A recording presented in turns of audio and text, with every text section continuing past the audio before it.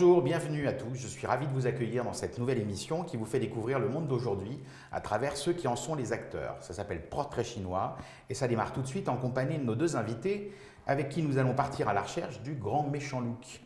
Alors vous l'avez compris, nous allons parler de celles et ceux qui ont fait le choix de s'habiller de manière atypique, voire même insolite. Alors à ma gauche, Lila Krins-Jurgenson. Bonjour. Vous êtes cosplayeuse et également rédactrice en chef de Cosplay News. Bonjour. C'est ça, bonjour. Alors à ma droite, Elsa Wessinger. Bonjour. Alors vous êtes ce qu'on appelle une pin-up. Exactement. Vous êtes également modèle, styliste, comédienne. Exactement. Bonjour Elsa. Bonjour. Alors déjà, Lila, c'est quoi le cosplay? Alors le cosplay, c'est un mélange du mot costume et du mot play en anglais. Donc il s'agit d'un jeu de rôle où on prend un personnage tiré de n'importe quel univers, on crée le costume et on le porte, on interprète le personnage. Un peu comme être comédien et jouer le rôle d'Hamlet, par exemple. D'accord. Alors du coup, pour finir de planter le décor, même question pour Elsa. Elsa, une pin-up, qu'est-ce qu'une pin-up? Alors, une pin-up, à la base, pin-up, ça signifie, pendant la Seconde Guerre mondiale, les hommes accrochaient des portraits de femmes sexy, glamour. Donc pin comme la punaise. Voilà, comme ça, la punaise qu'on les accrochait. portraits, très bien. Et voilà, des femmes pulpeuses qui assumaient leur forme et avec ce petit côté espiègle et sexy et rétro. D'accord. Alors, au-delà du look, Elsa, être pin-up, c'est aussi un art de vivre. Est-ce que vos goûts musicaux, artistiques, culturels sont aussi en rapport avec votre look et donc le côté un peu vintage, quoi? Exactement. Alors oui, je fréquente des endroits comme des balles. Le côté rétro, je le fais aussi au niveau vestimentaire. Je fais les fripes. J'essaye de trouver des accessoires pour compléter des looks qui font référence aux années 50. Oui, c'est vraiment, même la musique, il y a énormément de choses aussi dans les films où je m'en inspire pour faire mes costumes, mes tenues. D'accord, alors moi je me pose une question, c'est votre look pin-up, c'est à temps complet ou c'est uniquement pour sortir, pour les dîners en ville? Est-ce que vous êtes pin-up à temps complet? Alors c'est très drôle ce que vous me dites parce que je me fais souvent arrêter dans la rue. Et on me demande assez souvent si je sors d'un mariage, si je suis déguisée, mais non, je suis comme ça tous les jours. D'accord. Alors, Lila Krins-Jurgenson, vous, contrairement à Elsa, vous ne vous costumez qu'à l'occasion de conventions ou de manifestations cosplay, c'est bien ça? C'est ça. Alors généralement, on est beaucoup à se rassembler dans des endroits comme à Paris, il y a la Japan Expo pour citer le salon le plus connu. Mais on se retrouve là, il y a de différents univers, donc que ce soit du jeu vidéo, du manga, de films. Il y a beaucoup de films et de séries qui commencent à arriver. Et c'est vrai que c'est vraiment très occasionnel. Après, il y en a qui décident de se costumer tous les jours. On en voit maintenant de plus en plus. Pas beaucoup en France, mais on en a vu en Irlande, on en a vu en Angleterre. Donc on pourrait dire que le cosplay commence un peu à devenir une tenue de tous les jours. D'accord, oui, ça peut, donc effectivement. Alors, vous noterez bien que j'ai pris soin d'employer le terme vous costumer et non pas vous déguiser. Parce que j'ai cru comprendre que les cosplayers détestaient qu'on parle de déguisement. Hein. Les purs et durs fabriquent leurs costumes eux-mêmes, c'est aussi votre cas, je crois. Alors, ça prend combien de temps pour fabriquer un costume? Tenez par exemple celui que vous portez aujourd'hui. Alors déjà, en quoi est-il costumé, non pas déguisé? Alors, c'est un costume tiré du jeu League of Legends. Donc, c'est un jeu vidéo qui existe depuis maintenant un petit nombre d'années, où il y a des compétitions mondiales, dont une finale, la finale de l'an dernier qui s'est déroulée en Chine. Et c'est censé être un petit renard. Alors, on pense que c'est un renard un peu préhistorique. D'où les peintures un peu tribales. Voilà. Après, un costume, alors ça va dépendre de la complexité du costume. Là, le costume que je porte, j'ai peut-être mis un mois pour le faire, mais il ne demandait pas non plus beaucoup de matériaux, beaucoup de temps. Pour certains, on peut aller, ceux qui vont vite peuvent aller de 3 semaines, ou certains peuvent mettre 1 an pour faire un costume. Ah oui, à ce point-là, ouais. Bah, ça dépend, c'est vraiment au niveau des détails, les grosses armures, ou alors ce qui demande de la mécanique ou de l'électronique, on peut aller jusqu'à 1 an pour faire nos costumes. D'accord. Alors, le mois dernier à Shanghai s'est déroulée la première convention comics et cosplay de Chine. Une autre est prévue prochainement à Pékin. Est-ce que le virus du cosplay commence sérieusement à prendre en Chine ou est-ce que ça reste encore un peu anecdotique pour le moment? Alors je dirais que ça reste encore un peu anecdotique puisque c'est surtout aux États-Unis et au Japon. L'Europe commence à beaucoup se développer. Et c'est vrai que la Chine, je pense que c'est grâce aux compétitions e-sport qu'on peut voir en fait des costumes et que ça donne envie aux personnes. Après, je pense que chaque pays avance à son rythme, chaque continent aussi, puisque les boutiques qui vendent les matériaux pour ne sont pas forcément très développées. C'est surtout, je sais qu'aux États-Unis, il y a des boutiques vraiment spécialisées mais immenses, alors qu'en Europe, ou même en France, ça tend encore à s'agrandir. On arrive à quantifier à peu près en France le nombre de cosplayers C'est impossible. C'est difficile à... C'est impossible parce qu'il n'y a pas de recensement. Il n'y a pas de recensement et on peut avoir des personnes de tout âge, comme j'ai rencontré une famille. Les deux petites filles voulaient bien faire un costume, elles ont fait un costume et la mère s'y est mise. Et le père, il va y avoir le petit frère aussi. Toute la famille. Toute la famille. C'est la famille cosplay. C'est ça. Il y avait la famille Adams avant, maintenant il y a la famille voilà. cosplay. Alors, justement, bon, vous êtes habillée, Elsa, tous les jours en pin-up. Alors, est-ce qu'on sait aussi s'il y a beaucoup de pin-up en France? Est-ce qu'il vous arrive de croiser une sœur pin-up dans la rue? Oui, alors ça dépend des endroits où on sort, mais assez vite on arrive à se regrouper et on se connaît plus ou moins toutes. Ouais. Quand il y en a une nouvelle, on sait. Elle est très vite cooptée. Ouais, et on essaye de la prendre sous notre aile. C'est pas si répandu que ça. Pareil pour les dandys.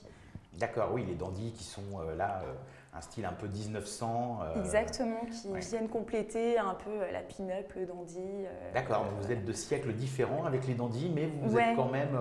En général, c'est des gens qui ont les mêmes intérêts pour le goût de l'histoire, des vêtements, de la fête à l'ancienne. Donc oui, on se retrouve assez souvent. Pour le rétro en général. Exactement, oui, c'est ça. Et alors quand une pin-up croise une autre pin-up dans la rue qu'elle ne connaît pas, qu'est-ce qui se passe? Il y a un sourire, il y a un regard complice qui s'échange? Alors moi, je vais la voir. Hein. Directement? Ouais.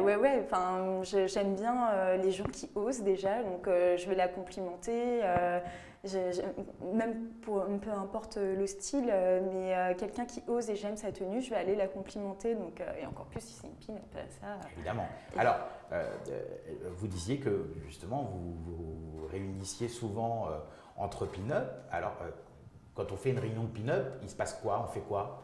Alors, j'ai un groupe de pin-up qui s'appelle les Spider Ladies. On est 6 et alors ce qu'on fait, on se fait dans l'intime, on se fait des pyjamas parties de pin-up. Voilà. Donc avec des pyjamas voilà. en soie, voilà, avec des motifs très années 50, j'imagine. C'est ça, on fait des photos, on adore faire des photos. En général, la pin-up, toutes les pin-up que je connais, adorent poser, adorent… Oui, il y a un côté un petit peu… Il y a un côté charmeur, il y a un côté… Voilà, oui. On joue notre corps, quoi. On un aime, petit peu mise en scène, quoi. Oui, mise en scène, ouais, exactement. Et voilà, on parle de rétro, des prochaines soirées organisées. Dans notre groupe, voilà, c'est un peu ça l'idée. On essaye qu'il y ait des nouvelles adhérentes, de donner le goût à tout ce qui est pin-up. Et on organise aussi des soirées, nous. Quand vous étiez enfant, aussi loin que vous vous souveniez, alors là, par contre, je ne vais pas prendre le terme de costumer, mais quand vous étiez petite, est-ce que vous aimiez vous déguiser? Totalement. Et ma mère, c'est un peu grâce à ma mère, je pense, que je me suis mise au cosplay. D'ailleurs, elle me l'a dit récemment, elle dit « mais je pense que c'est à cause de moi ». Vous voulez dire que votre maman est une cosplayeuse? Non, en fait, depuis toute petite, c'est elle qui me faisait mes costumes pour Halloween, pour l'école. Elle était styliste avant, donc c'est elle qui me faisait tous mes costumes. Et quand je voulais des costumes, je dis « maman, je veux ça, je veux ça ». Elle me les faisait, donc je pense que… inconsciemment, elle m'a transmis la volonté de pouvoir coudre moi-même mes déguisements. Oui, c'est ça, elle vous a appris aussi la couture, pas du tout. les astuces et tout, donc ça, vous êtes débrouillée toute seule. Ah, je me suis débrouillée toute seule. Bon, de temps en temps, je peux lui demander, mais c'est vrai que j'ai appris toute seule à coudre. J'ai même pas osé essayer d'utiliser sa machine à coudre, j'ai la mienne. Alors justement, en parlant de machine à coudre, en préparant l'émission, j'ai regardé un petit peu vos albums photos, etc.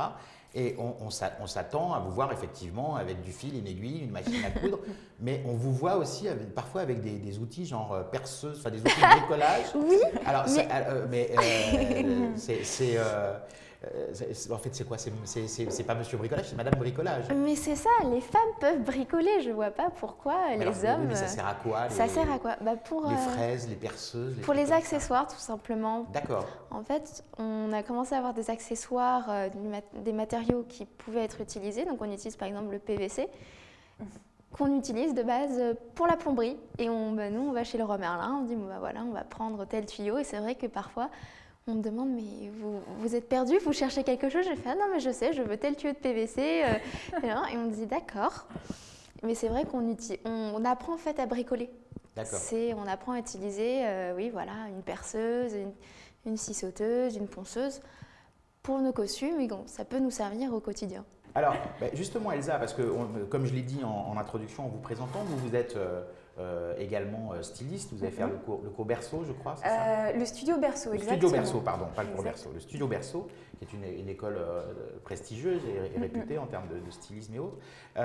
Est-ce que vous aussi, il vous arrive de faire vos propres vêtements? Ou est-ce que vous allez plutôt, c'est très à la mode, hein, les boutiques vintage, est-ce que vous allez acheter des vêtements dans les boutiques vintage que vous allez customiser après? Comment ça se passe pour vous, de votre côté? Alors, je fais les deux. Mon grand truc, le truc que j'adore, c'est prendre des nappes et des rideaux et en faire des robes, des jupes. J'aime beaucoup aussi prendre des choses qui n'ont absolument rien à voir, par exemple des fleurs en plastique, et créer des accessoires pour cheveux, des chapeaux, même des bijoux. Ça, c'est vraiment mon truc. Alors là, vous portez non pas un chapeau, mais un bibi. C'est un bibi. Hein, un bibi. Oui. Alors celui-là, c'est pas moi qui l'ai fait, mais je fais beaucoup de chapeaux aussi. D'accord. Alors, justement, bon, j'imagine que toutes les deux, vous aimez faire du shopping, hein, j'imagine, hein, déjà parce que vous êtes des demoiselles.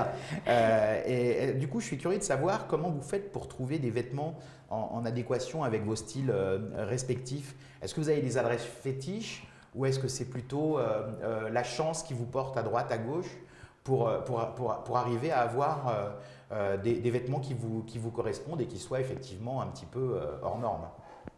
Alors oui, moi j'ai mes adresses fétiches, ils me connaissent par cœur, j'y vais toutes les semaines parce que voilà, c'est un peu comme un vide-grenier, hein. C'est tout en taille, il faut chercher. Oui, vous arrivez tous les jours, donc il faut revenir tout le temps. Voilà, c'est ça.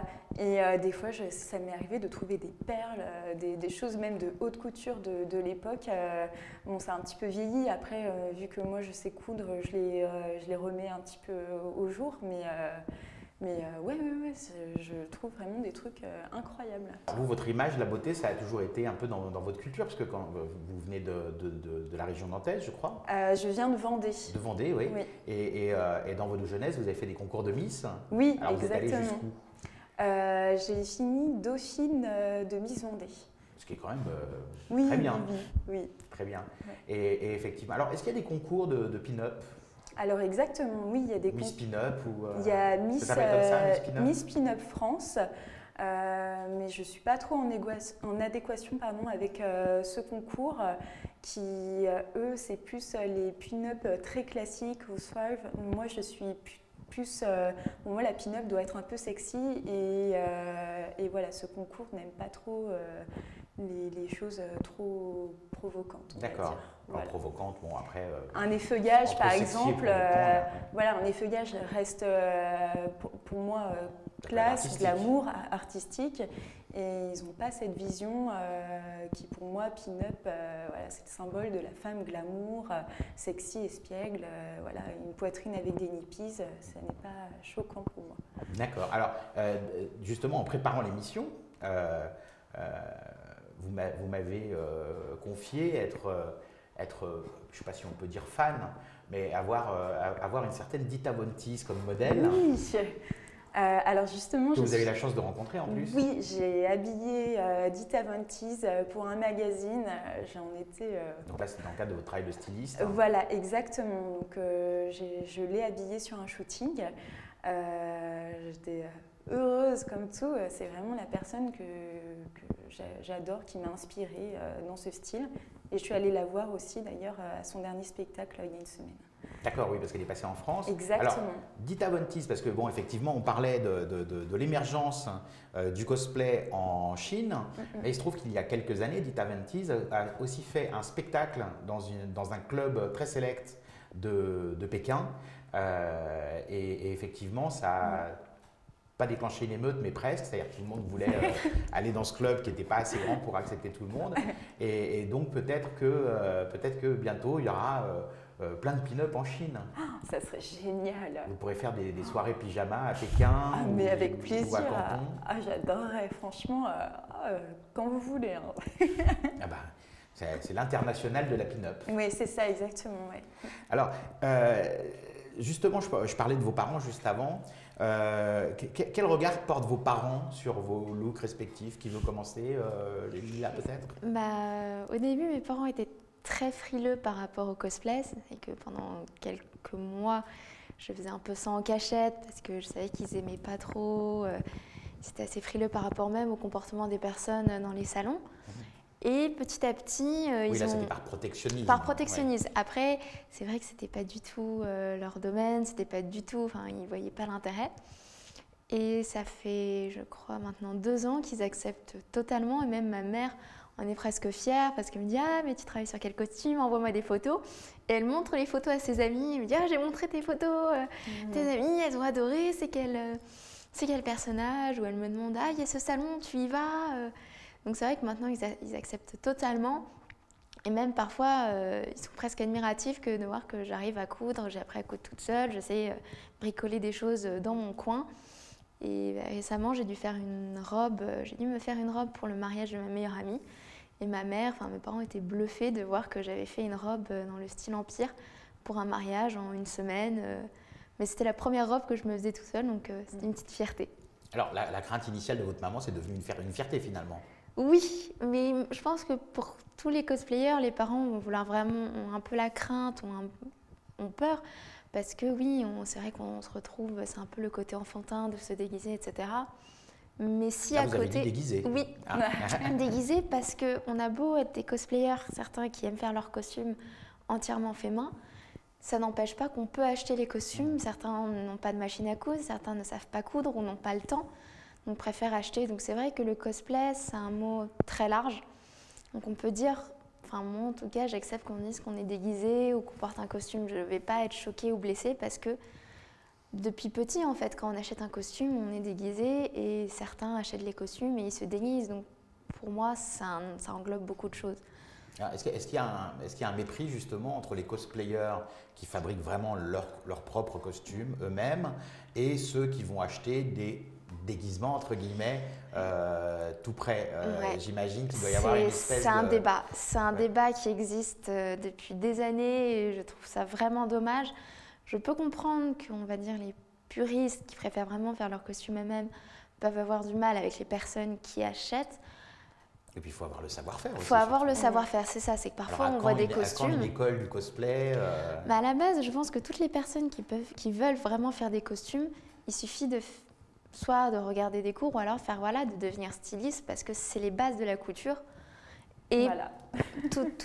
Par exemple, une jupe pour une robe, par exemple, de Sicile impératrice, il faut avoir une base de couture classique pour se dire, on peut la faire, on peut l'adapter. Alors, vous parlez de Sicile impératrice, ça veut dire que le cosplay, ça peut être aussi des personnages comme ça, très classiques. Ce n'est pas forcément des personnages colorés comme vous incarnez souvent, des personnages flashy. Bien au contraire, on peut avoir des Sicile impératrices. On avait les princesses de Disney donc, qui ont des robes qui parfois peuvent être assez conséquentes. Donc non, le cosplay, c'est vraiment tout univers, toute époque. On a par exemple le côté les steampunk qui viennent. Et justement, c'est décalé. Expliquez-nous, qu'est-ce qu'un steampunk? Alors, le steampunk, c'est une personne qui va utiliser tout ce qui est des montres, des engrenages et avoir vraiment un look très décalé, avec les chapeaux de forme, les bustiers en cuir, les serre-tailles. Enfin, moi, j'aime beaucoup ce style-là aussi. Il y a beaucoup de choses qui se rejoignent. Ouais. Voilà. Donc, il y a des vases communicants entre le monde de la pin-up et le monde de la cosplayeuse. Oui, je pense que ça peut se rejoindre dans un sens parce qu'on aime aussi certaines époques et on a envie de les mettre en avant tout en jouant un rôle ou en se l'appropriant. D'accord. Alors, du coup, j'en profite, Elsa, pour revenir à la question que j'avais posée à Lila et vous la posez à votre tour. Vous, vos parents, quel regard ils portent sur votre look?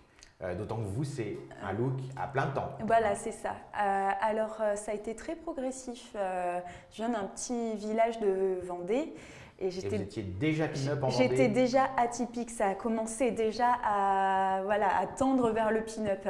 J'avais des fois, je sortais au lycée, mais Zaza, t'es en habit de soirée là, tu vas pas aller. Alors Zaza, c'est votre petit surnom. C'est mon petit surnom. Bon, maintenant, c'est pas grave, on est entre nous, personne ne nous Zaza. Zaza, mais enfant, tu es en tenue de soirée.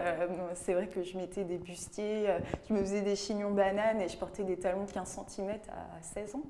Mais ouais, elle ne comprenait pas. Elle disait, mais jusqu'à quand ça va s'arrêter? Et petit à petit, après, j'ai commencé à plus comprendre mon style, à plus tendre vers le pin-up, jouer la carte à fond. J'ai arrêté de bronzer aussi. Je me suis teint les cheveux en noir. Je suis allée vraiment à fond. Ça, j'ai envie de dire, la peau très claire et les cheveux très noirs, c'est très Dita-Von-Teese. C'est ça, exactement. On revient à votre modèle, à votre mentor. C'est ça, on y revient. Alors oui, maintenant il l'accepte, mais il se demande toujours d'où ça vient. Alors il l'accepte, mais vous ne parlez pas de comprendre, donc on n'en est pas encore là. Si, des fois, ma mère, il y a certains looks qu'elle aime bien, mais c'est vrai que ouais, il me demande souvent d'où ça t'est venu, quoi. On t'a pas appris spécialement ou élevé dans ce milieu-là, donc d'où ça vient. D'accord. Alors, du coup, vous qui cultivez ce look vraiment au quotidien, dans la vie de tous les jours, est-ce que ça vous a déjà causé des soucis dans un contexte professionnel ou en recherche de travail ou pour, je sais pas, pour trouver un appartement? Est-ce que l'agent immobilier, quand il vous voit arriver, il se dit mais c'est une plaisanterie, c'est une caméra cachée? Enfin, voyez, est-ce qu'il y a des, pas forcément au niveau du travail, mais dans toutes les démarches de la vie quotidienne, est-ce que votre look décalé, votre look différent vous a parfois porté préjudice? Alors, peut-être que je dirais dans la rue, vu que j'attire l'œil, forcément je vais avoir peut-être un peu plus de harcèlement ou de gens un peu curieux ou voilà, ça m'arrive de me prendre des réflexions, mais c'est quoi ce déguisement? Parce que voilà, des fois Alors on en revient au fameux terme ouais, voilà, c'est que ça. n'aiment pas les cosplayers, déguisement, c'est ça. Ouais. Mais pour moi, c'est des gens qui pas très éduqués et pas très instruits, qui connaissent pas du tout cette culture et cette époque. Donc moi, au lieu de m'énerver, j'essaye de leur expliquer. Voilà, mais non, même dans mon travail, au contraire, on se rappelle de moi, on se rappelle de ce style et ça intrigue dans le bon sens. Non, non, je dirais pas que c'est négatif dans l'ensemble. Alors moi j'ai une petite idée qui me titille, c'est quand on est une cosplayeuse ou quand on est une pin-up, le jour de Mardi Gras, comment on s'habille? On met un t-shirt et un jean? C'est l'éternelle question, même pour Halloween. C'est vrai, on vous l'a déjà posé, j'imagine? Ah mais moi on me l'a déjà posé pour Halloween, oui, soirée déguisée. Et on m'a dit, non mais toi Lila, tu sais tout de suite ce que tu vas porter. Mais non, justement, je ne sais pas parce que je ne peux pas forcément ramener une armure à une soirée d'Halloween où je ne vais pas pouvoir bouger, je ne vais pas pouvoir sortir. C'est pas très pratique pour passer les barrières du métro? C'est pas très pratique du tout même. Oui, donc c'est pour ça... Alors, je ne fais pas vraiment Mardi Gras. C'est vrai que pour Halloween, généralement... Oui, d'ailleurs, vous m'avez confié avant l'émission, quand on a préparé l'émission, qu'il y avait un costume avec lequel vous seriez bienvenue, mais vous ne pouvez pas parce que vous ne pouvez pas vous asseoir avec. C'est ça, c'est un costume... Alors, expliquez-nous. Alors, c'est un costume... C'est un costume à la Paco Rabanne en plaque métallique. Presque. Non, en fait, c'est un costume tiré du jeu World of Warcraft, où c'est une guerrière. Et beaucoup des personnes qui ont fait ce costume avaient utilisé du lycra, donc c'est un tissu très élastique pour faire le body, puisqu'elle a un body. Sauf que sur l'image de référence, pour moi, c'était vraiment une armure. Et je ne voyais pas le côté armure ressortir avec juste le body en lycra et tout le reste qui était en armure. Donc j'ai décidé de le faire en cuir, mais en cuir véritable, donc D'accord, moulé, donc en plus etc. du bricolage et de la couture, vous faites aussi de la soudure. Alors, c'est ça? le cuir, c'est grâce à un ami qui manipule très bien le cuir, qui m'a appris, qui m'a montré un peu. Bon, c'est lui qui me l'a fait, mais c'est vrai qu'il m'a montré quelques techniques. Mais sur le coup, oui, le bustier en cuir, c'est comme quand on porte un bustier ou un sartail, on ne peut pas tout faire, on ne peut pas tout bouger. Et là, pour se déplacer, c'est compliqué. Alors, quant à vous, Elsa, j'ai la réponse parce que j'ai vu effectivement, en préparant l'émission, une photo de votre look d'Halloween. Oui. C'était assez impressionnant. Oui. Hein, on aurait cru du vrai sang. Oui, c'est ça, c'est ça. Alors j'adore le maquillage. Je me suis faite pour Halloween en une sorte de pin-up, un peu morbide, un peu déchiré. Pin-up gore un peu, ouais, c'est ça. pin-up gore, ouais, c'est ça. Mais c'est vrai que je suis restée dans le côté pin-up. Qui m'obsède un petit peu depuis le début. Est-ce que quand vous aurez 60 ans, vous vous voyez encore cosplayeuse ou pin-up? Ah oui, ça c'est sûr. Hein. Même à 80, à la maison de retraite, je suis toujours avec mes petites robes, mes cheveux. Ouais. À l'EHPAD, ouais, c'est ça. ça. Même en chaise roulante, c'est sûr, c'est sûr. Alors vous ferez des spectacles pour les copains de l'EHPAD Je fais du burlesque. Parce que oui, c'est ça, vous faites de temps en temps des spectacles burlesques, c'est ça? Exactement, je fais de l'effeuillage. Oui, ouais, alors définissez-nous un peu le burlesque, c'est ce que pratique Dita Von Teese en fait. Oui, hein. voilà, c'est ça. En 2 mots, le burlesque c'est quoi? Parce que c'est vrai que burlesque c'est un style effectivement qui est rétro, un petit peu pas déviant, mais un petit peu hors norme. Comment vous le définiriez en quelques mots? C'est l'art d'enlever ses vêtements tout en dansant. Donc c'est une danse glamour, on apprend à enlever un gant, il y a toute une gestuelle. Cérémoniale. Voilà, c'est ça. Souvent d'ailleurs les effeuilleuses ont fait de la danse classique. C'est tout un art. Moi j'aime bien ajouter un petit côté humoristique. Par exemple, je fais un show où j'arrive et je suis un homme. Et petit à petit, je me transforme en femme jusqu'à être une femme complète à la fin du show et avec une petite surprise, mais je ne dévoile pas tout. Ah bah non, il faut voilà. aller vous voir, il faut aller vous voir voilà. en spectacle. Alors. Exactement. Et alors, est-ce que ça existe aussi des spectacles de cosplayers? Est-ce qu'il y a des mises en scène, des shows on a les concours. On a les concours où justement il faut que chaque cosplayer fasse une prestation, donc réfléchisse à une mise en scène, la musique, une bande son.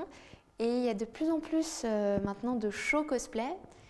C'est Dottie Trucks qui, elle, organise tout ça, surtout. Elle a fait un show, alors elle avait fait plein de shows. Elle a fait un show sur Astérix et Obélix, Mission Cléopâtre. Elle avait fait un show, The Greatest Showman, justement, où elle avait rassemblé tous les cosplayers, en fait. C'est une performance unique. Et ça se développe de plus en plus, justement, en ouverture de concours, où il y a un petit show, une petite mise en scène de plusieurs personnes pour annoncer le concours. D'accord. Alors, vous êtes toutes les deux très présentes sur les réseaux sociaux, d'après ce que j'ai vu. C'est lié effectivement à vos activités respectives, puisque le but du jeu, c'est aussi de partager avec les gens votre passion. Alors, les réseaux sociaux, ça reste quand même du domaine du virtuel, mais quand vous voulez mêler à la foule de tous les jours, est-ce que votre look... alors peut-être plus Elsa, parce que vous ne vous habillez pas en cosplay au quotidien, mais est-ce que votre look peut vous aider quand même à faire des rencontres? Oui, ça m'est arrivé de faire des rencontres, même pour le travail. Ou bien, une fois, ça m'est arrivé, un photographe m'a pris en photo, je ne m'en suis pas rendu compte. Et 2 ans plus tard, je l'ai recroisé. Il m'a montré une photo de moi qu'il avait pris dans le métro. Il m'a dit, c'est votre style, m'a interpellée. Non, ouais, j'ai fait beaucoup de rencontres grâce à ce style. D'accord, alors vous n'avez pas d'enfants, ni l'une ni l'autre, mais imaginons que demain vous ayez des enfants, alors vous allez l'habiller en hobbit Non mais c'est ça, mais oui. Après, bon... Vous allez essayer de transmettre je pense que déjà tous les enfants petits, ils ont cette volonté de vouloir se déguiser et d'interpréter un personnage. Donc après, je vais vraiment, si mon enfant veut le faire, je vais lui dire mais vas-y, je vais même faire tes costumes. Et puis si plus tard il veut faire comme moi du cosplay, etc. Si on peut le faire en famille, je trouverais ça génial. Les enfants aiment bien faire comme maman, surtout les petites filles. C'est ça. C'est comme un dieu pour. Et alors, vous, Elsa Moi, je veux une fille. Une petite fille, une petite- bah, un petit garçon dandy, non ça Ouais, vous- non, oui. je veux une fille, je veux lui mettre des robes. Mais, non, Oui, mais... donc là, on reste vraiment encore dans. Là, c'est le cœur de la styliste qui Ah parle. ouais, Styliste et pin-up, c'est mais- voilà, il y ouais. a deux cœurs qui parlent en même temps. Exactement, je veux l'emmener en convention, je veux lui faire découvrir. Ah ouais, non. Alors, parce qu'il y a des conventions pin-up aussi, Oui, alors. oui, oui. D'accord, donc comme les conventions cosplay, donc ça consiste en quoi? On se retrouve autour d'un pick-up américain, Alors- on mange des burgers et on écoute du jazz, je sais pas, comment ça se passe? Alors il y en a plein. Des fois ça peut être, on se réunit autour du thème de voilà des vieilles voitures, des vieilles motos. Donc forcément à cette occasion-là, il y a des pin-up. Après ça peut être aussi le milieu tatouage est assez près du milieu pin-up. Donc aux conventions tatouage, par exemple le mondial du tatouage, on retrouve pas mal de pin-up. Alors, on a vu, même si vous avez des styles résolument différents, on a vu qu'il y avait peut-être des petites passerelles quand même avec les steampunk. Du coup, j'ai envie de vous demander, qu'est-ce que vous pensez chacune du look de l'autre? Alors moi j'adore les animaux. Et ben, j'ai très bien choisi le costume. Forcément, un petit renard, je trouve ça trop mignon. Non, moi je trouve qu'elle est belle, elle est trop mignonne. J'aime trop les gens qui s'assument et qui osent. Et puis en plus, qui font les vêtements eux-mêmes. Alors félicitations, moi j'adore. Merci. C'est trop mignon. Ah non, alors moi, clairement, j'adore. Enfin, c'est un style assez particulier, mais ça lui va super bien. Moi, je la vois dans la rue. Alors, si là, je la connaissais pas pour l'émission, je vais la voir dans la rue. Je vais me dire, mais j'adore. Enfin, elle assume justement, elle veut pas être comme tout le monde et elle montre ce qu'elle aime. Enfin, ça m'arrive.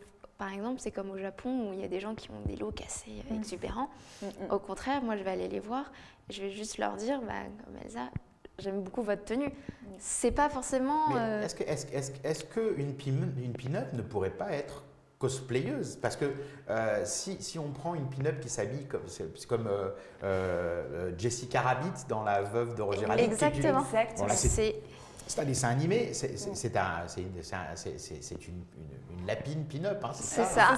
C'est la C'est la femme femme ou de la Roger fiancée de Rabbit. Roger Rabbit. Ouais. Est-ce que vous avez déjà vu peut-être sur des conventions des Il y cosplayeuses a habillées des cosplayeuses de Roger en Rabbit. Jessica En Rabbit. Jessica Rabbit, il y en a. J'adore. J'ai une amie qui Donc l'a on peut faite. être pin-up et cosplayeuse du coup. Mais en fait, je pense que ça se rejoint parce que on met en avant un look, on met en avant une époque, un univers, et on l'assume totalement et on veut le montrer. Donc je pense que ça se rejoint tout à fait. Alors même si les codes sont différents, on a l'impression à vous entendre qu'il y a une espèce de socle commun, c'est-à-dire une volonté d'originalité, Ouais. de se démarquer, pas négativement, mais justement par une spécificité Ouais. Ouais, tout à fait. avec toujours un petit côté artistique. Bah, on a un goût commun pour le vêtement et l'originalité, l'atypique. La Forcément, création ouais, aussi. c'est ça, la création, la recherche. On n'a pas envie d'être quelqu'un de lambda. Et, De faire comme tout le monde. Voilà, c'est ça. Justement. Souvent, moi, je m'entends avec les gens justement qui ont un petit côté atypique parce que dans la tête, c'est pareil. Donc, ouais. Alors là, je vais poser une question qui s'adresse uniquement à Elsa, parce que bon, vous êtes préparée tout à l'heure, ça prend un petit peu de temps de vous muer en cosplayeuse. C'est ça. Mais par contre, Elsa, qui est pin-up au quotidien, moi je me pose la question de savoir combien de temps prend une pin-up pour se préparer et s'habiller le matin avant de sortir de chez elle. Alors oui, c'est bien de préciser le matin parce que le soir, ça prend plus de temps. D'accord. Le matin, Ah oui, c'est-à-dire que vous, en fait, vous avez une tenue de jour, oui. et si vous sortez le soir, vous avez une tenue encore différente. Si je performe, si je fais un show, forcément, voilà, je vais mettre plus Oui, de là, c'est temps logique, sur oui, bien sûr. mes cheveux, sur mon maquillage. Moi, c'est vraiment un réflexe. Hein. Je sais combien de temps je mets pour le maquillage, la coiffure. Je vais dire, allez, 1h20, 1h10. Et quand même. Ouais, pour les vêtements, coiffure, maquillage.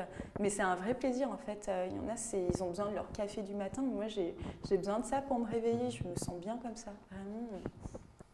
Alors, le fait que vous cultiviez toutes les deux des looks très apprêtés, très esthétiques, j'ai envie de vous demander quel est votre rapport face à la vieillesse? Est-ce que le fait de vieillir, ça vous fait peur? Alors, Parce que le cosplay, il y a un côté un peu enfantin et côté pin-up, il y a un côté aussi un petit peu rétro, nostalgique, très axé sur la beauté, sur le paraître.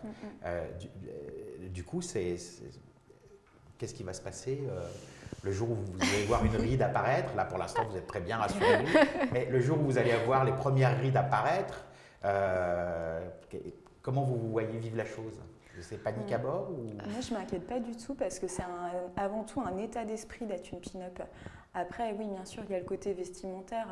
Peut-être que les jupes seront un petit peu moins courtes. Mais il y a le côté, une femme, je suis des groupes Instagram où des femmes ont peut-être 70 ans et continuent d'être pin-up et elles sont hyper sexy, elles sont glamour. Au contraire, c'est limite encore plus fort de s'assumer en étant d'un certain âge et en ayant ce style. Moi, je peux être que admirative de ces femmes-là, donc j'espère vivre très longtemps encore. Alors, justement, est-ce qu'il y a des costumes de cosplay, des créations de cosplay qui peuvent coûter des fortunes? Oui. Ça peut être de quel ordre? Ça va dépendre des matériaux, mais par exemple, je suis en train de vous avez des exemples, je ne sais pas, de costumes qui ont coûté 10 000, 20 000 Ça peut aller jusque-là, mais parce que ça dépend vraiment les matériaux. Par exemple, certains peuvent utiliser un thermoplastique qui s'appelle le Worbla, qui peut coûter très cher quand on en prend beaucoup, mais ça reste un matériau très solide. Donc, pour les costumes qu'on va beaucoup porter, qui vont subir des chocs, c'est l'idéal. Mais les personnes peuvent investir jusqu'à 2 000, 3 000 euros dans du matériel. Et si, par exemple, on vend les costumes, beaucoup nous disent « Ah, c'est cher ». Dans le matériel, ça veut dire que là, le costume n'est pas encore fini. Il n'est pas encore fait. C'est que beaucoup nous disent, quand, par exemple, on essaye de vendre des costumes, etc., mais c'est super cher. Oui, mais alors on peut faire un tableau avec la liste des matériaux, combien ils ont coûté, mais le temps qu'on a passé dessus… Oui, le temps, c'est de l'argent. Le temps, c'est ça, le temps, c'est de l'argent. C'est-à-dire que si on crée quelque chose, on ne va pas juste le vendre au prix du matériau, parce qu'on y a investi du temps, on y a réfléchi énormément et ça a aussi une valeur un peu sentimentale.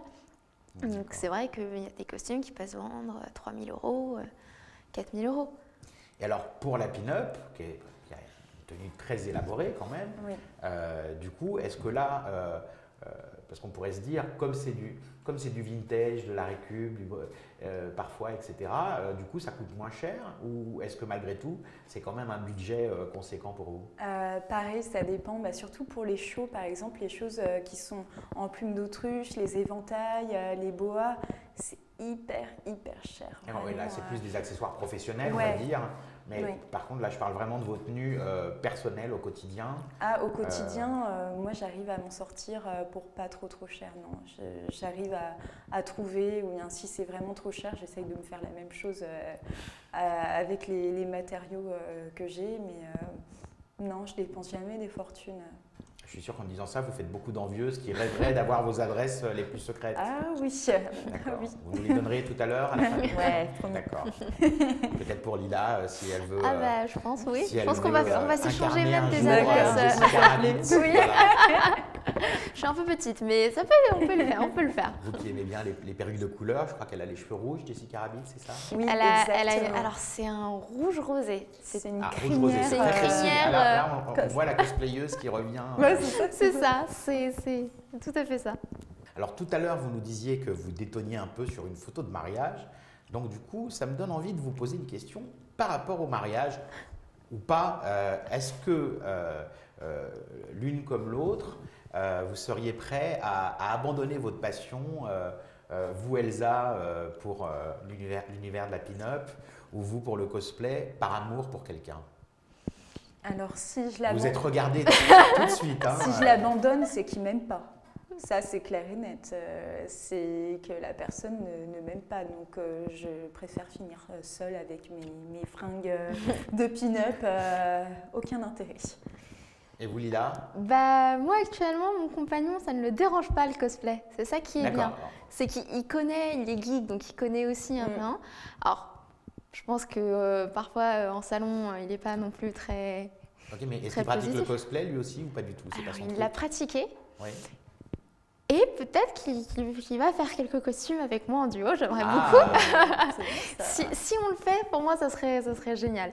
Mais alors, est-ce qu'il y a clairement, des films, des mangas ou des dessins animés où il y a des couples justement? ça serait plus des films. Parce que vous pourriez Films, séries. peut-être justement choisir d'incarner un couple alors. Bah, c'est ça, film, série, mais c'est vrai que s'il me demandait de ne pas prendre tel costume ou de réduire mes costumes, bon, ça serait compliqué, mais c'est vrai qu'au moins il ne me l'interdirait pas. S'il me disait non, je veux plus que tu fasses de cosplay, je veux plus que tu fasses d'événementiel, non. Clairement, je ne pourrais pas parce que c'est quelque chose qui fait qui je suis. Donc je ne pourrais pas me dire, même par amour, c'est-à-dire que, comme dit Elsa, ça veut dire qu'il ne nous aime pas pour ce qu'on est. Donc, Il nous a connus comme ça, donc pourquoi vouloir me changer?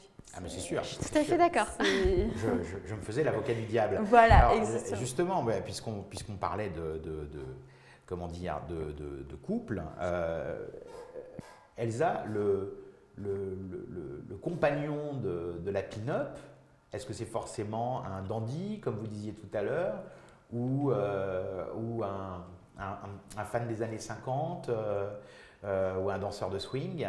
Alors, pas forcément, mais il faut qu'il ait une mentalité assez ouverte, je vais dire. Voilà, même si ce n'est pas sa passion, qu'il s'y intéresse un petit peu, quoi. Est-ce que vous pourriez vous imaginer vivre avec une personne qui ne fait pas du tout attention à la façon dont il s'habille? Si c'est quelqu'un d'un peu artiste, voilà, qui est dans ses nuages, qui crée et qui s'en fout d'être habillé, mais qui a cette mentalité quand même, on comprend quoi. Ouais, je pourrais, sans souci. Est-ce que par le passé, l'une ou l'autre, vous avez déjà eu des looks atypiques mais différents de celui que vous avez aujourd'hui? Oui. Alors là, vous étiez totalement synchrone. Alors, qui veut commencer? Tellement. Moi, j'étais une période un peu gothique. Vraiment, ouais, grosse frange, smokey eyes, tout en noir et tout. Mais je l'ai encore des fois, ça m'arrive de remodeler le côté pin-up et un peu dark, rock'n'roll. C'est quelque chose quand même que je garde quand même en moi. Une pin-up à clous. Rockabilly, on dit. C'est ça. Ouais, c'est ça, D'accord. rockab, avec le bandana, voilà, un petit smoky, les ongles noirs. Ouais, c'est possible de lier les deux.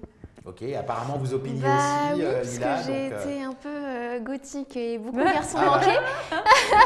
Ou même c'est mes... on cherchait les voilà. points communs avec C'est Pascal ça, depuis tout à l'heure. Et donc, même, c'est même ma mère qui elle, acceptait aussi ça, ou mes tantes m'offraient des jupes gothiques.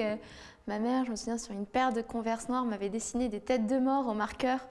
Donc j'ai des Converse avec des têtes de mort noires. Bon, après, c'est totalement passé.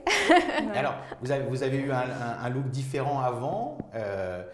Vous avez le look, votre look d'aujourd'hui. Et est-ce qu'on peut imaginer que vous changiez encore dans le futur, ou est-ce que vous pensez vous êtes trouvé définitivement? Moi, du côté pin-up, en fait, j'ai tellement de déclinaisons possibles. Comme je disais, je peux aller du dark, rockab, un peu princesse. Il y a énormément de déclinaisons. Donc, en fait, on ne peut pas s'en lasser parce que ça peut vraiment changer du tout au tout en gardant ce côté pin-up. Vous, Lila, est-ce que le cosplay, c'est quelque chose qui est accessible à tout le monde? Est-ce que n'importe qui, du jour au lendemain, peut commencer à faire du cosplay, ou est-ce qu'il faut quand même avoir une bonne connaissance des films, des dessins animés, des mangas, Alors, vous n'aimez pas trop, vous n'aimez pas trop qu'on associe le manga au cosplay en général? Ça dépend. Ça dépend parce que ça dépend vraiment des personnes. Après, c'est un univers. Quand on est en salon, on voit de tout. Que ce soit des mangas actuels ou même des anciens mangas. On a des films, des séries. Il y a même du jeu vidéo. Il y a plein de choses. Mais tout le monde peut faire du cosplay. Ça veut dire qu'il y a, on va dire, un hashtag qui revient souvent, c'est cosplay for everybody. Ça veut dire que qu'importe la morphologie, si ça te fait plaisir, si tu prends du plaisir à interpréter ton personnage, fais-le. C'est pas les autres qui doivent te dire non mais tel costume ça te va pas. évidemment, il y aura toujours, entre guillemets, un aspect critique de si la personne cosplay, je ne sais pas, une personne très mince et qu'elle a une corpulence un peu forte, à ce moment-là, il faut juste adapter la tenue, ne pas essayer de respecter 100% les patrons, parce que sinon, évidemment, ça n'ira pas, mais tout le monde peut le faire, justement, c'est ça qui est beau, c'est cette diversité de personnes, où c'est pas comme, pardon de dire ça, mais le mankida, où c'est pour une élite, il faut faire telle taille, il faut faire tel poids, il faut faire telle mesure. Là, le cosplay, on peut être grand, on peut être petit, on peut être gros, on peut être super mince, enfin, c'est pour tout le monde. D'accord. Alors, le cosplay, vous nous avez expliqué tout à l'heure que ce n'était pas forcément en lien avec les mangas ou avec l'animation. Ça pouvait être un personnage de film. Ou même de livre. Alors voilà, ou de livre. Alors imaginons si moi demain, je m'habille en Père Noël comme Gérard Jugnot dans le Père Noël qui ordure, est-ce que j'ai fait du cosplay? Alors je dirais plus que ça pourrait être du déguisement, mais ça reste, enfin le déguisement pour moi rentre aussi dans le cosplay, c'est plus pour les puristes ou ceux qui veulent vraiment pas, entre guillemets, être ouverts d'esprit, qui disent non mais ça c'est un déguisement, ça c'est un cosplay, t'es pas un cosplayer, etc.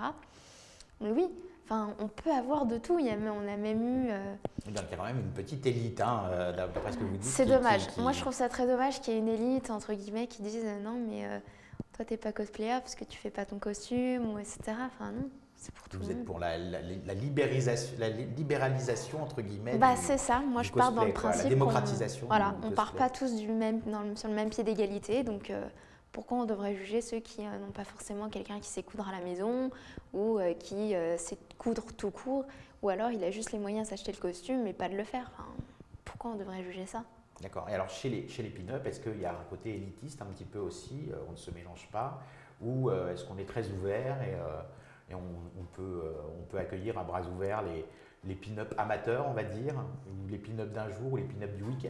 Ah oui, oui, bien sûr, on aime bien au contraire les couver et qu'elles découvrent et qu'elles adhèrent, qu'elles aient ce look au quotidien. Au contraire, c'est hyper flatteur d'intégrer quelqu'un et de lui donner encore plus goût à cet univers. Et vous parlez d'intégrer quelqu'un, il y a un côté grande sœur un peu. Ouais, exactement, il y a un côté grande sœur, ouais. Ouais. Moi, j'ai été couvée par quelqu'un qui, j'aimais déjà ça, mais qui m'a fait découvrir tout ce qui est convention et connaître d'autres pin-up. Donc, ouais, c'est plutôt solidaire, ouais. Alors, quand vous avez des amis, des copines à vous qui ont un look normal ou actuel, est-ce que c'est un petit jeu entre vous d'essayer toujours de les pin-upiser un peu? Est-ce qu'il y a un côté taquinerie comme ça? Ouais, des fois j'essaye un petit peu, même avec ma sœur, je fais tu veux pas que je te fasse un petit chignon banane et tout un petit accessoire. Ouais, un petit accessoire, j'essaye, mais quand vraiment c'est pas du tout votre univers, quand vous êtes plutôt classique, c'est compliqué. Hein, ou bien c'est pour une soirée exceptionnelle, mais ouais, si, j'aime bien taquiner ma sœur sur ça. D'accord, alors. Est-ce que, donc on a vu, effectivement, on parlait de Dita Von Teese, on a vu qu'on pouvait vivre du pin-up, enfin ça demande d'être un petit peu artiste aussi à côté quand même, hein. Mais est-ce qu'on peut vivre du cosplay? Est-ce qu'il y a des gens pour qui c'est un métier le cosplay? Alors, c'est un rêve pour beaucoup de cosplayers de vivre de cette passion. Il y a beaucoup d'appelés, très peu d'élus, c'est ça? C'est ça. C'est, par exemple, il y a Yaya Anne, qui est une cosplayeuse allemande, qui, elle, est appelée dans le monde entier en tant que cosplayeuse pour porter ses costumes. Elle a créé sa propre gamme de tissus. Il y a aussi... Donc, elle vit des ventes de ses tissus, voilà, de ses costumes, voilà. Et des placements qu'elle fait. Voilà, c'est ça. Elle vit vraiment du cosplay. Il y a par exemple aussi... Est-ce que ça fait rêver beaucoup de cosplayers? Il y a beaucoup de cosplayers qui aimeraient beaucoup, mais c'est vraiment pour une élite, en fait. C'est vraiment... Il y en a qui font pas que ça. Ça veut dire que c'est pas juste je fais un costume et je le porte. Par exemple, Kamui Cosplay, c'est une cosplayeuse aussi allemande. Elle a créé des livres sur le cosplay pour aider justement les gens à débuter. Elle fait plein de tutoriels, elle fait plein de conférences, etc. Donc c'est pas seulement porter le costume, c'est vraiment essayer de créer quelque chose autour qui permette aux gens de se dire moi aussi je peux faire du cosplay. Mais après, il y en a aussi qui travaillent à côté et qui vivent aussi de ça, mais ça reste toujours une passion pour beaucoup. Donc il y a des stars du cosplay qui peuvent même en vivre. Alors est-ce que chez les pin-up, il y a des pin-up célèbres, très connus, très réputés, qu'on ne connaît peut-être pas nous, mais hormis Dita Von Teese, hein, oui, parce qu'on en a parlé tout à l'heure déjà. Bah, je pense tout de suite à Loli Wish. Qui est une pin-up qui se produit au Crazy Horse. C'est une pin-up très pulpeuse, blonde, glamour, qui chante, qui danse, qui a énormément de talent. Et donc qui n'a pas vraiment le profil des danseuses du Crazy, des danseuses habituelles du Crazy Horse. Au contraire, le Crazy Horse se modernise et a fait venir Loli Wish pour donner un autre côté, et ce côté voilà, de la pin-up pulpeuse, élégante. Et voilà, Loli Wish, elle vit de son talent artistique qui est mélangé au pin-up. D'accord, bah Dita Von Teese aussi a eu son spectacle au Crazy Horse. Exactement, oui, c'est ça. Vous êtes allé le voir? Oui. Ah, mais évidemment. Apparemment, vous ne loupez pas un spectacle de Dita Von Teese. Ah non, Dita. Vous seriez capable de vous déplacer, de faire 3000 km pour voir un spectacle si vous en aviez l'occasion? Franchement, si j'avais les moyens, ouais. Bah ouais, non, Dita, c'est celle qui m'a guidée. J'ai d'abord connu son ex-mari, donc Marilyn Manson. Et, oui, qui était un musicien voilà. Avec un look lui aussi très atypique. C'est ça, plutôt gothique. Des dents un peu métalliques, ouais. Que je suis allée lentilles, ouais, les lentilles. Vous avez des yeux de serpent, c'est ça? Ouais, c'est ça. Mais je suis allée le voir d'ailleurs il y a 1 an et là je suis allée voir son ex il y a 1 semaine. Mais ouais, c'est voilà, les looks artistiques, atypiques en général se rejoignent. Pour ça, les couples en général. Il y a une capillarité alors. Il y a quelque chose, oui. Oui, donc tout à l'heure vous disiez que vous pourriez être en couple avec quelqu'un qui n'est pas dans une tendance vintage, rétro. Mais là, pourtant, vous citez effectivement un couple, oui. C'est-à-dire que comment dire, les points communs et la passion commune ouais. Peut aussi faire les choses. Voilà, je dis que je l'envisagerais. Mais en général, les looks atypiques se rencontrent. C'est souvent le cas. Bien. Alors, est-ce que pour conclure, vous aimeriez dire un petit mot, une question que vous auriez aimé qu'on vous pose et qu'on ne vous a pas posée, par exemple, l'une comme l'autre? Ou est-ce que vous avez envie de poser chacune une question à l'autre? Tiens. Est-ce que tu accepterais pour le défi que je te relook en pin-up? Eh bien, avec grand plaisir. Justement, j'allais te demander si tu accepterais au moins de me montrer quelques trucs, parce que j'aime beaucoup le style et au moins pour essayer. D'accord, quand tu veux. Bah, super. Très bien, bah, justement, Portrait chinois, c'est une émission qui vise à faire découvrir des gens, vous vous êtes découvertes. Exactement. Et apparemment le courant est passé. Oui, tout à fait. Donc les rencontres peuvent naître aussi de la découverte. Merci d'avoir suivi Portrait chinois et à bientôt pour un nouveau sujet.